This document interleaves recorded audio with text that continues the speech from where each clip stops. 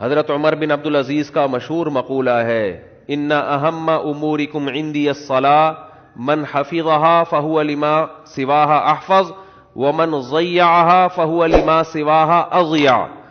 کہ انہوں نے اپنے عمال کو خط لکھا تھا، جو حکومت کے سرکاری ملازم تھے نا، ان سب کو خط بھیجا تھا کہ میری نظر میں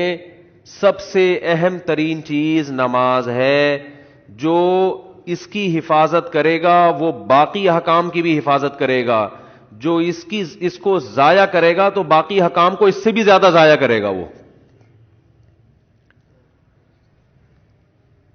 دیکھیں باپ نے ایک بات بہت تاکید سے آپ کو کہی ہو،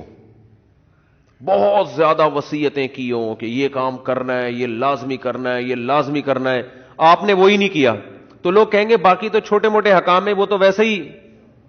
اب تو وہ تو اس پر تو ویسے بھی عمل نہیں کرے گا، جب اتنی اہم حکم کو توڑ دیا تو اس سے چھوٹے حکم کو تو توڑنا اور آسان ہوتا ہے نا۔ تو حضرت عمر بن عبد العزیز نے کیا فرمایا کہ جو نماز چھوڑے گا تو اسلام کے باقی حکام کی وہ دھجیاں اس سے زیادہ اڑائے گا۔ وراثت تو بہت دور کی چیز ہے، بہنوں کو وراثت دینا